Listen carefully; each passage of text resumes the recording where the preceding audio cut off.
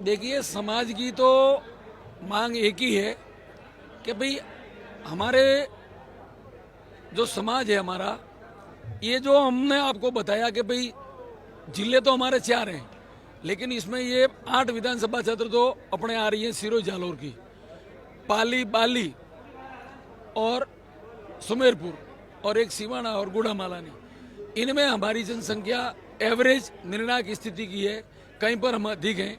जैसे जालौर में हमें सर्वाधिक 60,000 का प्लस आंकड़ा हमारे समाज बंधुओं का है। भीनमाल में हमारा 50 से प्लस है। बाकी इस तरीके से कहीं 30, कहीं 25, कहीं 35।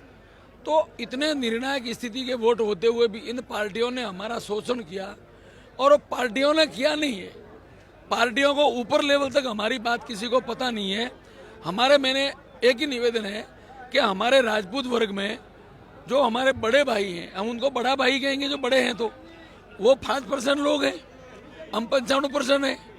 हमारी बात को हमेशा के लिए दबाया यूं गया कि भाई हमारे राजपूतों को आपको टिकट दिए जा रहे हैं, और राजपूत एमएलए भी टिकट मिले, एमएलए बने, प्रधान भी बने, प्रमुख भी बने, खूब बने। पहले रिजर्वेशन नहीं था, उसके पहले तो सारे बनते थे।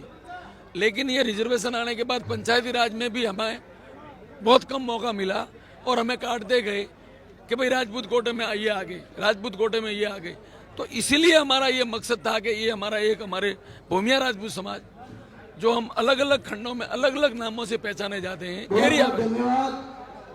एरिया वाइज, इसीलिए हम सब एक जाजम पर बैठकर ये आवाज बुलंद करके ये पहचान देना चाहते थे कि 95% वोटों के धनी हम हैं, और हमें क्यों नकारा जा रहा है। हम भी दोनों पार्टियों में हमारे कार्यकर्ता काम करते हैं, समाज के लोग दोनों पार्टियों को वोट देते हैं। ऐसा तो है ही नहीं कि एक जगह। अब वो वातावरण पर डिपेंड है, किस एरिया से कौन किसी जाति के साथ। हमारा ऐसा भी नहीं है कि किसी अलग जातियों के साथ किसी के साथ हमारा मनमुटाव है।